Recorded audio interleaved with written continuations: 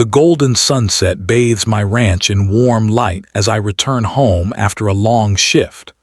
I park my sheriff department pickup next to the old oak tree my grandfather planted when he first bought this land. 20 acres of peace. 3 generations of family history. The gentle lowing of cattle greets me as I step out of the vehicle, still in uniform. I breathe in deeply, savoring the scent of grass, earth, and livestock. This place represents everything I value: hard work, independence, and respect for nature. My great-grandfather established this ranch nearly a century ago. It survived droughts, economic downturns, and changing times, remaining a sanctuary for my family through it all. Most days as Sheriff James Cooper, I deal with the usual small-town issues: speeding tickets, occasional drunk and disorderly calls, and minor disputes. Our county remains mostly rural despite creeping development from the nearby city. I chose law enforcement to protect the way of life I cherish, to maintain order while respecting the independence that defines our community. I walk toward the cattle pens, checking that all is well before heading inside. The horses nicker softly as I pass. Their water tanks reflect the orange-pink sky, full and clean from my morning chores. Everything is in perfect order, exactly as it should be. Inside, I notice an envelope on the kitchen table that my sister must have brought in while I was at work. The crisp white paper bears an unfamiliar logo: Saddlebrook Estates Homeowners Association. I frown, opening it to find a formal notice about code violations on my property. Saddlebrook Estates, the new housing development built on old farmland half a mile down the road. McMansions starting at $500,000, packed tightly together on quarter-acre lots. They broke ground 18 months ago, and the first families moved in just 4 months back. This is the third such letter I have received in 2 weeks. I toss it aside with the others, assuming some administrative confusion. My property clearly sits outside their boundaries. These city folks probably do not understand rural property lines yet. The next morning begins with coffee on my porch, watching the sunrise over my east pasture. The peaceful moment shatters at the sound of tires on gravel. A black SUV with magnetic signs reading Saddlebrook HOA compliance pulls into my driveway. 2 people emerge wearing matching navy blue polo shirts with the same logo from the letters. The woman carries a clipboard while the man holds a digital camera with a telephoto lens. Their polished appearance contrasts sharply with my working ranch. "Mr. Cooper," the woman calls out with practiced authority, "I am Diane Mercer, Saddlebrook Estates Compliance Officer. We need to discuss your ongoing violations." I set down my coffee cup and stand. "Sheriff Cooper, actually. How can I help you?" Her smile falters slightly at the correction, but she continues. "Your livestock tanks violate community guidelines. They are visible from several Saddlebrook properties and decrease neighborhood values. Additionally, your fencing does not meet our aesthetic requirements." I remain calm, gesturing around my property. "This ranch predates your development by nearly a century, and it sits well outside your HOA boundaries." The man steps forward. "Our covenants extend to properties visible from our community. Our residents paid premium prices for country views, not industrial agricultural installations."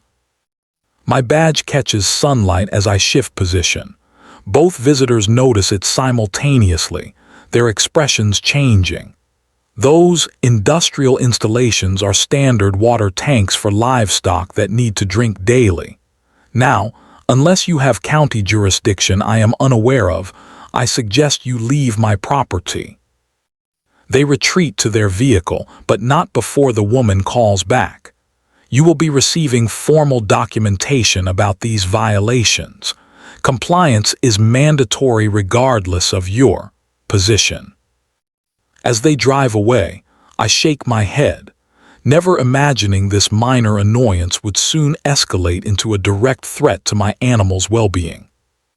The morning sun beats down as I dial the Saddlebrook HOA office number again, my third attempt this week. The receptionist finally puts me through after I mention my official capacity as county sheriff. The line clicks and a smooth, female voice answers. "This is Margaret Winters, board president. How may I assist you, Sheriff Cooper?" Her voice carries the artificial pleasantness of someone accustomed to getting her way. I explain about the notices and the unauthorized visit to my property. "Sheriff or not, our community standards apply to all visible properties from our development," she explains with practiced patience. "Our homeowners have invested significantly in their properties, and we protect those investments." I maintain professional composure. "Ms. Winters, my property is not subject to your HOA jurisdiction. County records clearly establish my boundaries and rights. Your compliance officers trespassed on private property yesterday. We have legal counsel that disagrees with your interpretation," she replies coolly. "Saddlebrook maintains aesthetic oversight on all properties visible from our community. The law supports our position." Before I can respond, she continues, "Perhaps if your agricultural activities were properly zoned and maintained, we would not need this conversation. Your water tanks are particularly problematic. They obstruct scenic views promised to our residents." I end the call after making it clear that further trespassing will have consequences. My patience wears thin, but my position demands I handle this properly and legally. Later that week, while mending fences in my south pasture, I noticed the same black SUV parked along the county road bordering my property. A man with a clipboard photographs my water tanks and livestock. When I approach on foot, he hurriedly returns to his vehicle and speeds away. At the station the next day, I pull county records confirming what I already know. My ranch predates their development by decades and sits well outside their boundaries. The mapping system shows clear property lines, with no easements or covenants allowing external governance of my land. Deputy Wilson stops by my office with coffee. "Trouble with the new neighbors, Sheriff?" he asks, having heard about my research requests. I explain the situation while examining the county planning documents. They seem to think their HOA rules supersede county jurisdiction.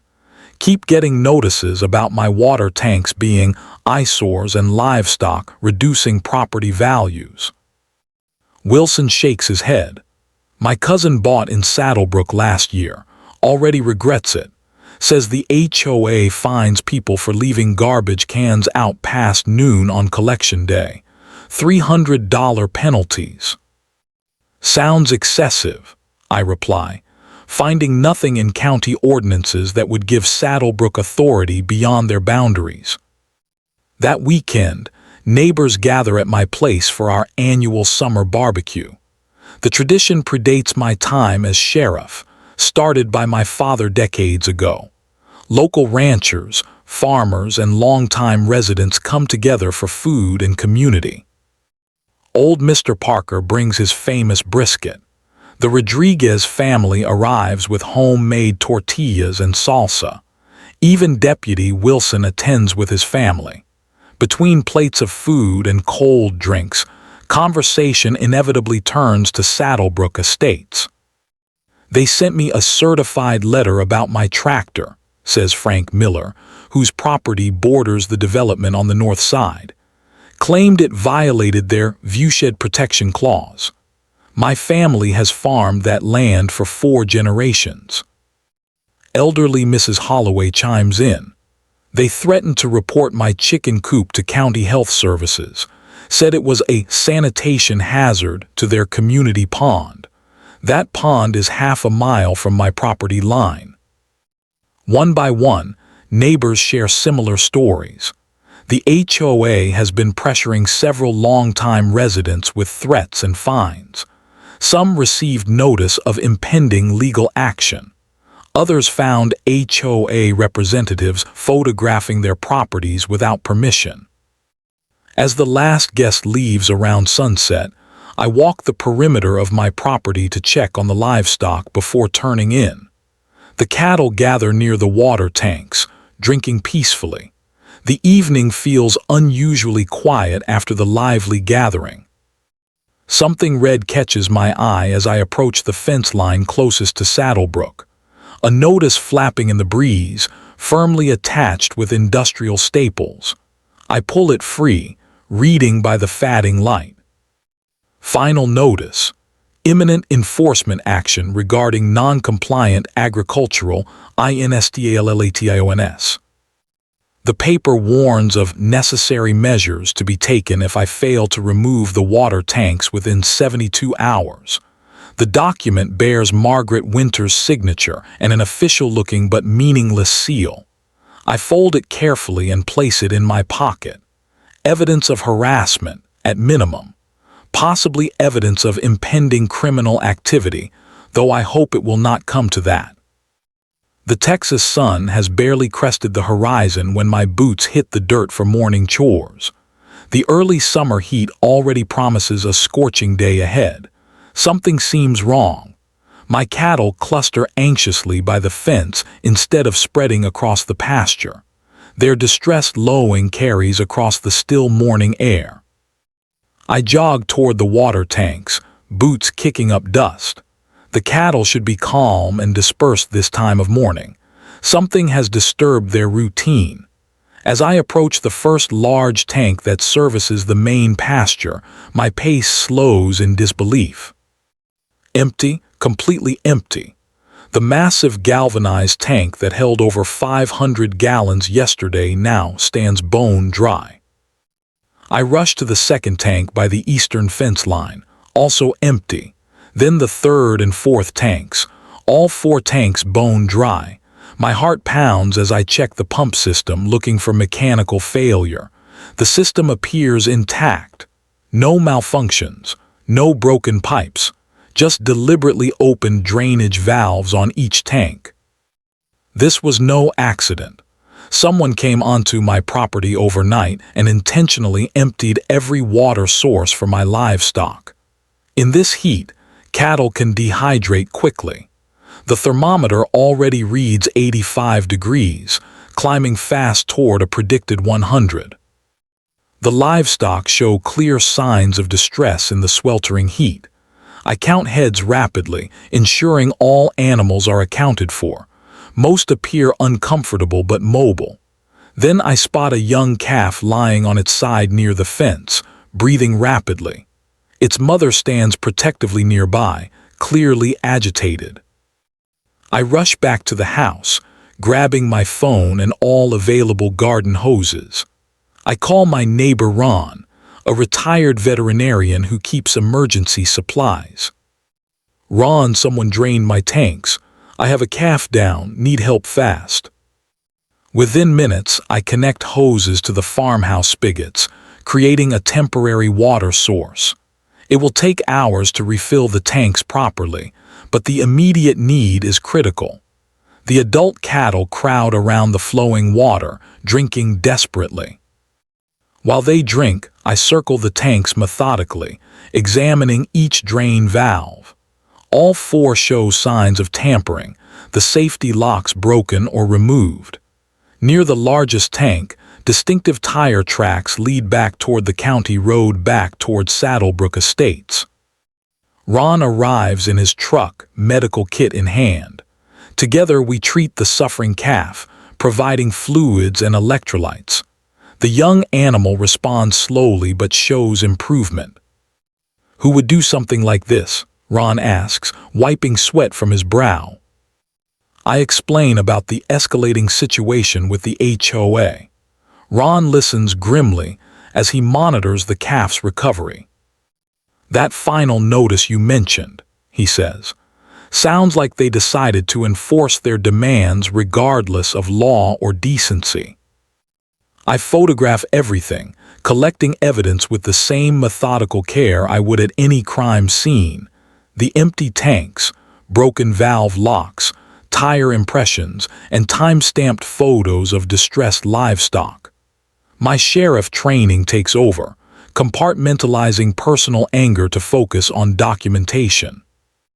By afternoon, with the tanks slowly refilling and the animals recovering, I drive to the Saddlebrook Estate's office. The air-conditioned space feels artificially serene compared to the crisis at my ranch. Margaret Winters agrees to see me after a 20-minute wait. Her office features floor-to-ceiling windows overlooking manicured lawns. She remains seated as I enter, gesturing to a chair across from her desk. "Sheriff Cooper, what brings you here today?" I remain standing. Someone trespassed on my property last night and drained all my livestock water tanks. Several animals suffered dehydration, including a calf that needed emergency treatment. Her expression reveals nothing. That sounds serious, but why come to me about it?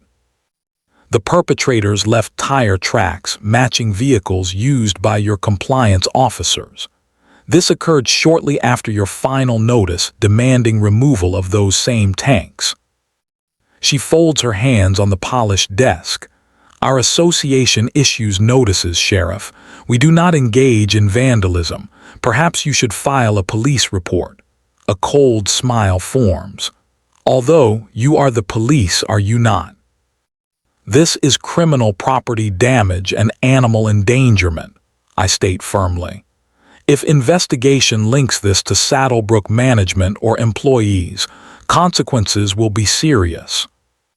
She stands now, signaling our conversation has ended. "I suggest you focus on proper care of your animals, Sheriff. Perhaps this demonstrates why agricultural activities should be properly zoned. Those antiquated tanks might have failed mechanically." As I leave the office, my phone buzzes with a text from Ron. "You need to see this." Back at my ranch, Ron meets me by his truck. "After you left, I remembered something. Last fall, I installed a security camera in that old oak overlooking your south pasture. Was having problems with coyotes near my property line." He holds up his tablet, playing security footage timestamp marked 1:42 a.m. The infrared video clearly shows two men in Saddlebrook HOA polos methodically opening drainage valves on my water tanks. Their faces are clearly visible, as is the Saddlebrook Estate's vehicle they arrived in. "They took their time," Ron says grimly, "made sure every tank was completely drained." I watched the footage twice more, anger building but controlled. These men endangered my animals deliberately, likely on orders from Margaret Winters. The evidence is irrefutable. "Ron, I need a copy of this footage. This just became an official sheriff department investigation." Monday morning arrives with purpose. I do not drive my usual sheriff department pickup to work. Instead, I take the official county SUV, lights flashing as I park directly in front of the Saddlebrook Estate's clubhouse. Deputy Wilson accompanies me, badge and notebook ready. We enter the building in full uniform, creating an immediate stir among the staff and residents using the facility. The receptionist looks up in alarm. "Sheriff Department," I announce calmly. "I need to speak with all board members regarding an official investigation into criminal property damage and animal endangerment." Her fingers tremble slightly as she makes calls. "The board members have various jobs and commitments, Sheriff. I cannot simply summon them." I place my card on her desk. "They have until noon to present themselves here or at the county sheriff office. After that, we will locate them individually." Within an hour, most board members arrive, clearly concerned about the public nature of our presence. Margaret Winters is notably absent, claiming an emergency meeting in the city. We set up in their conference room, recording equipment ready.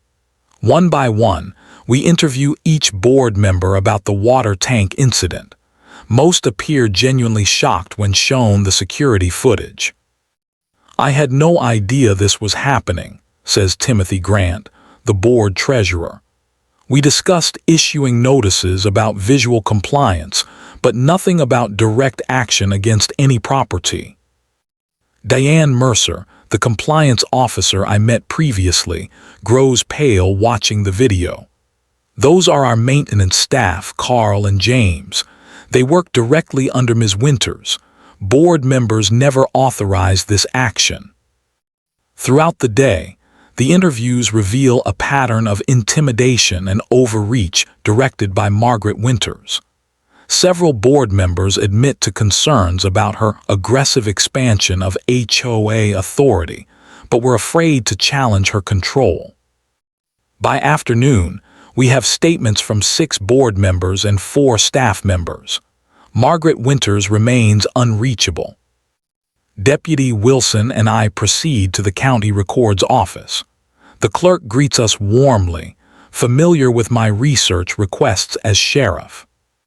"We need to examine all documentation related to Saddlebrook Estates," I explain, "particularly their HOA charter, boundary definitions, and financial records."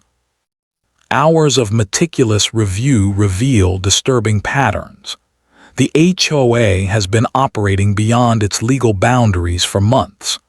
Their charter explicitly limits jurisdiction to properties within Saddlebrook Estates, with no provision for viewshed control outside their borders. More concerning are the financial records. Nearly $200,000 in collected fines last year, with significant payments to a landscaping company registered to Thomas Allen, Margaret's brother-in-law. The same pattern appears with security services, architectural review consultants, and property management. "This goes beyond harassment," Deputy Wilson observes. "This looks like systematic fraud." By evening, we have assembled substantial evidence of multiple violations. I contact the district attorney's office to brief them on our findings and schedule a formal meeting. Back at my ranch, neighbors gather in my living room in response to my calls. The Rodriguez family, Frank Miller, Mrs. Holloway, and a dozen others arrive, curious about my summons. I explain the situation and our investigation so far. What happened to my livestock was not an isolated incident. The evidence suggests a pattern of harassment and illegal activity beyond Saddlebrook's boundaries. One by one, they share their experiences. Frank describes receiving bills for external property compliance modifications after refusing to remove his tractor. Mrs. Holloway produces letters threatening legal action against her chicken coop with forged County Health Department letterhead. Elderly Mr. Jenkins, who rarely speaks at community gatherings, describes how the HOA forced him to replace his historical fence. "They said they would put a lien on my property. I could not afford a lawyer to fight them. That fence was built by my father in 1962. As stories emerge, we document each incident. Photos of falsified documents, recordings of threatening phone calls, evidence of trespassing. The pattern grows clearer with each account. Past midnight, after everyone leaves, I sit at my kitchen table reviewing notes. This case has evolved beyond personal harassment or vandalism. The evidence points to organized fraud, falsification of government documents, criminal trespassing, property damage, and animal cruelty. The weight of responsibility settles on my shoulders. As both victim and sheriff, I must ensure this investigation proceeds by the book. No procedural errors, no personal vendettas, just methodical, thorough law enforcement. My resolve hardens as I review the security footage once more. This is not just about my livestock now. It is about justice for an entire community terrorized by people drunk on imagined power. Tomorrow, the formal investigation expands, and Margaret Winters will discover the true meaning of legitimate authority. The district attorney nods as I spread evidence folders across her desk. Amanda Ramirez has served our county for 15 years, known for her thoroughness and strict adherence to legal procedure. This goes beyond vandalism, James, she says, examining the security footage. We have animal cruelty, criminal mischief, fraud, and possibly racketeering. She taps the financial documents, revealing how Margaret Winters has funneled over $300,000 of HOA funds through shell companies. The paper trail shows clear patterns of self-enrichment disguised as community services.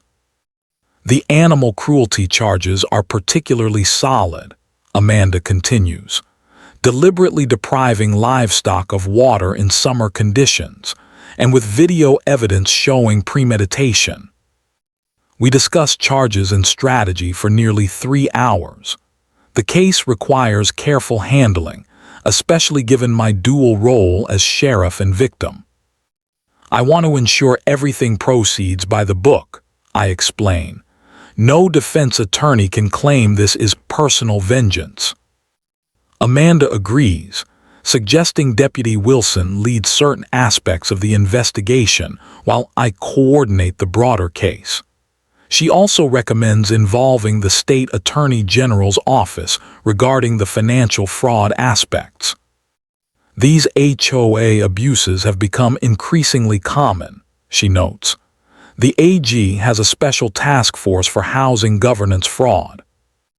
Back at the Sheriff Department, I brief my deputies on the expanding investigation. Working within proper protocols, I assign Deputy Rodriguez to monitor Saddlebrook HOA activities.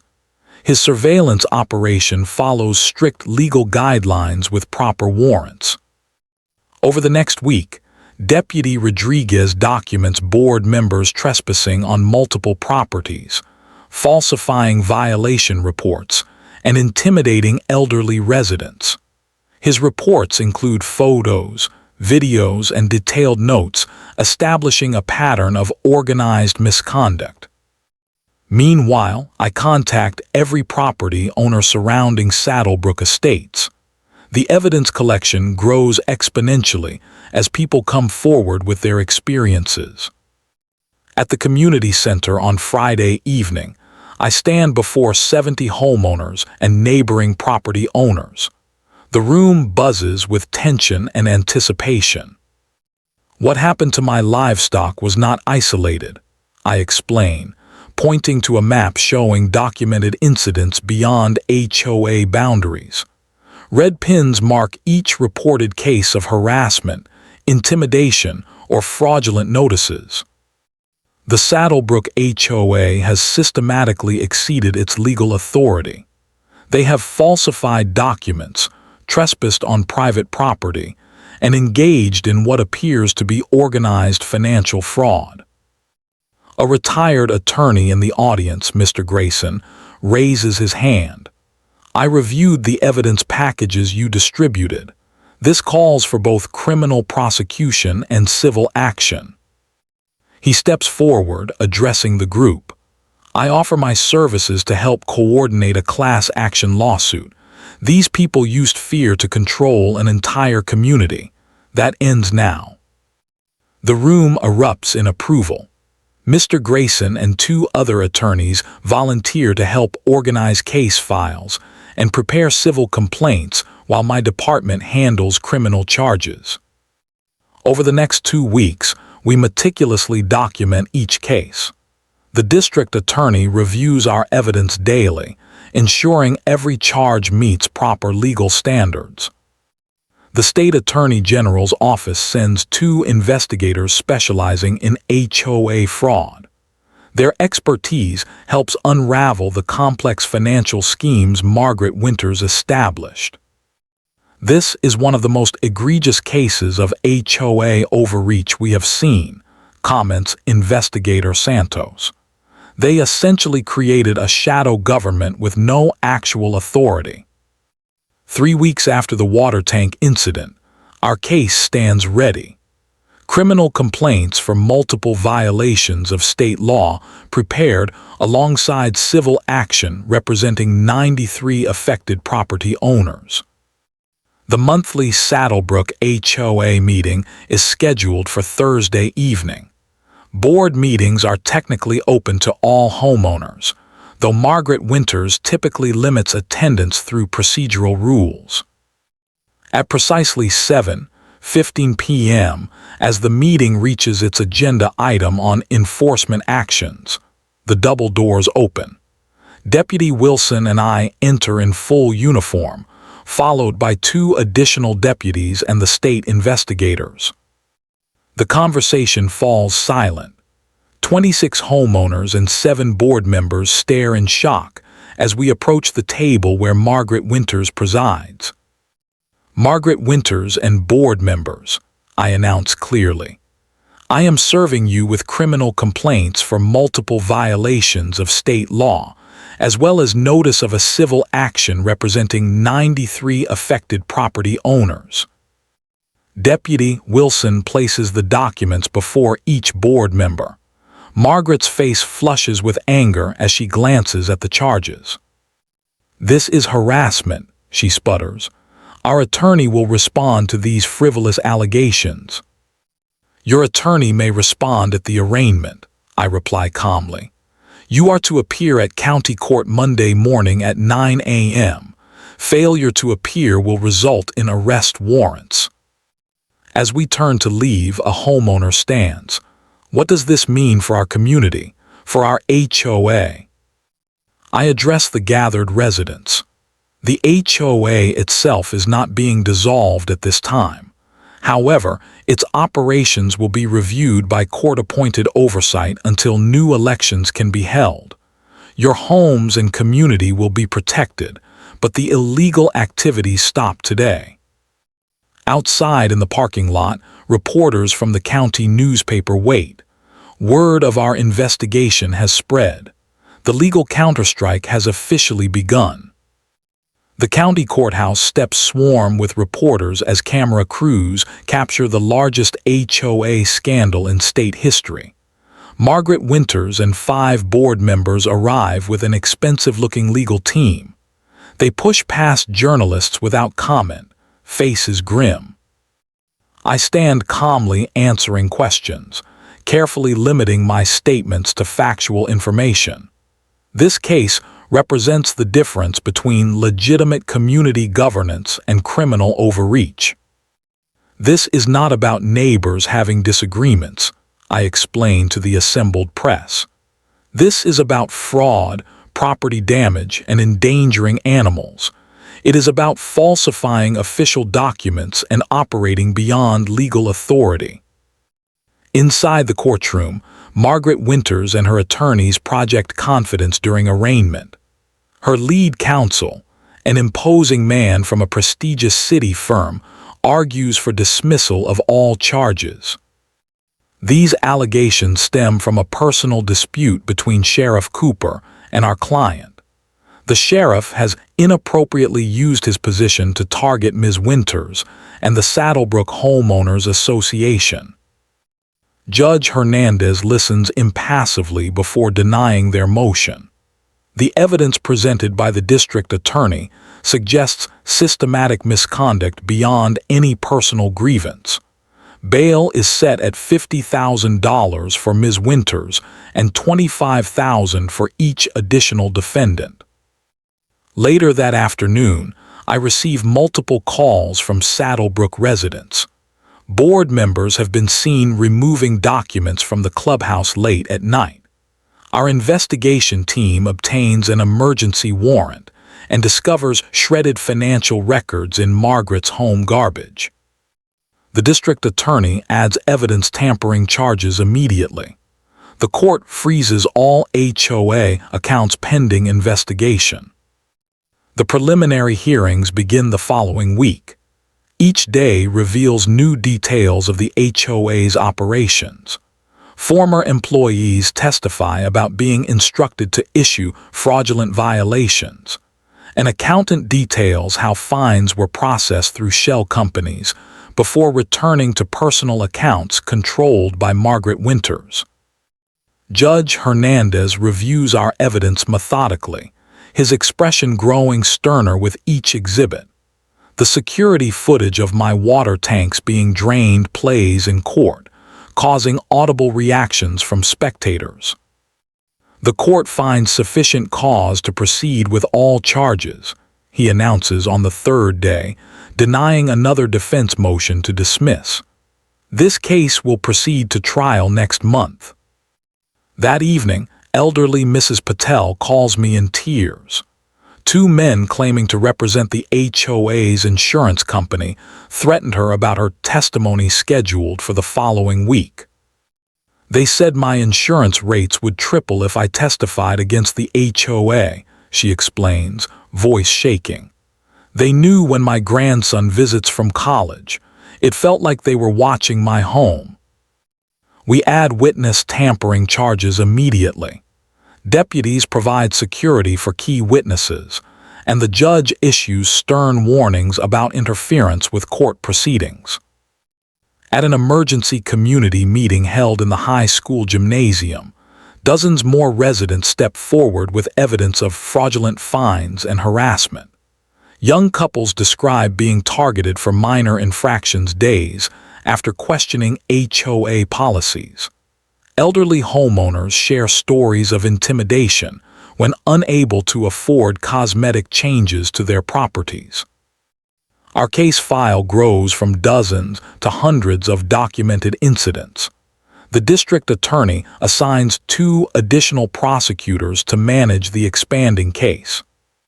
The following morning, Deputy Wilson calls me urgently. "Sheriff, Margaret Winters was spotted at the county airport. She has 3 suitcases and appears to be attempting to board a private plane." I arrive at our small regional airport within minutes.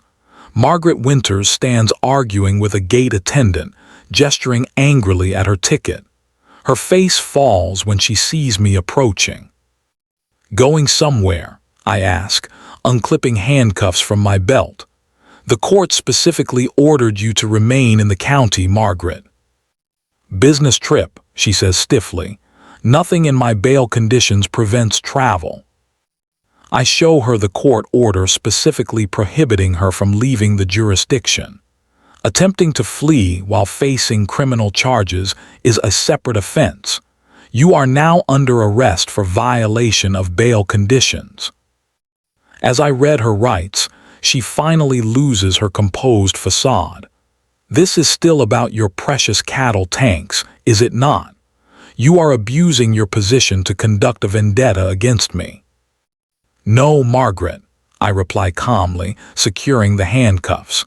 "This is about the law, something you should have considered before you decided your HOA rules superseded it."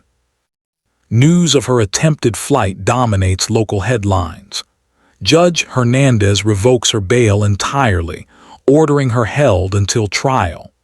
The remaining defendants quickly distance themselves, several offering to testify against her in exchange for reduced charges. The case that began with empty water tanks has exposed a network of corruption far beyond my original complaint. As we prepare for trial, the full extent of the HOA's illegal activities continues to emerge, shocking even those of us who have spent careers in law enforcement. The courtroom falls silent as the judge prepares to announce the verdict. 6 months of legal proceedings have exposed the full scope of corruption. Margaret Winters and 4 board members face the bench, their expressions tense. The public gallery is packed with Saddlebrook residents and neighboring property owners. On all counts, this court finds the defendants guilty, Judge Hernandez declares. His voice carries clearly through the hushed room. He addresses each charge methodically, leaving no doubt about the comprehensive nature of their crimes. Margaret receives 5 years for fraud, criminal conspiracy, and animal cruelty. The judge notes the deliberate cruelty of draining water tanks in summer heat, endangering livestock. Other board members receive lesser sentences based on their level of involvement, ranging from probation to 18 months incarceration. The civil judgment follows, awarding nearly $2 million to affected homeowners and property owners. Judge Hernandez orders comprehensive reform of the HOA structure and operations before it can resume normal functions. Community associations serve important purposes when operating legally and ethically, he states. This case demonstrates what happens when such organizations become vehicles for personal power and enrichment. Outside, community members embrace, many with tears in their eyes. Mrs. Holloway squeezes my hand. We never could have fought them alone. Thank you for standing up for all of us.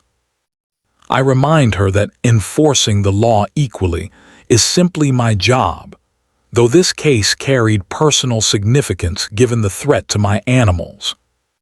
The following month, Saddlebrook residents meet to dissolve the corrupt HOA and establish a legitimate neighborhood association with transparent operations and limited scope.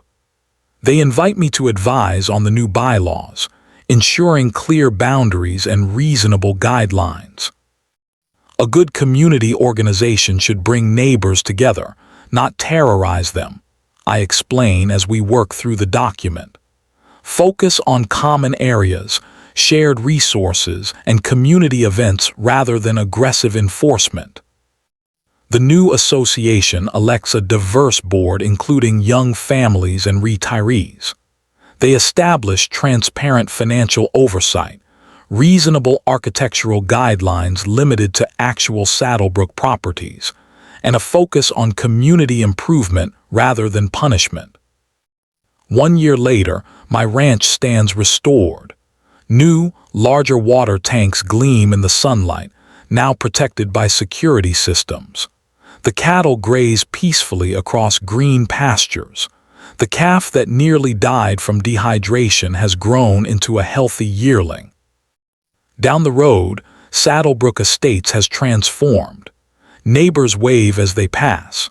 Property owners on surrounding land no longer fear unexpected violation notices. The community has healed, finding balance between reasonable standards and respect for property rights. The annual community barbecue, now hosted jointly by ranch owners and Saddlebrook residents, draws our largest crowd ever. People share stories of cooperation instead of conflict. Children play games on my south pasture, while adults discuss local matters amicably. Margaret Winters serves her sentence at the State Correctional Facility. The other board members have completed their community service requirements, working to repair the damage their actions caused. Most have sold their Saddlebrook homes and moved away, unable to face their neighbors after the truth emerged. As sheriff, I continue serving our growing county with renewed appreciation for the importance of balanced, lawful authority. My experience reinforced what I always believed: true authority comes not from intimidation, but from serving justice and protecting the vulnerable, whether human or animal. The case has become something of a legend in county law enforcement circles. Occasionally, new deputies ask about the HOA water tank case during training. I use it to illustrate important principles about proper procedure, thorough investigation, and the difference between authority and power. Sometimes, standing your ground against those who mistake bullying for power is the truest form of community service. My family ranch continues its century-long tradition, peacefully coexisting with new development. The water tanks stand as quiet reminders that justice, properly served, can transform conflict into cooperation.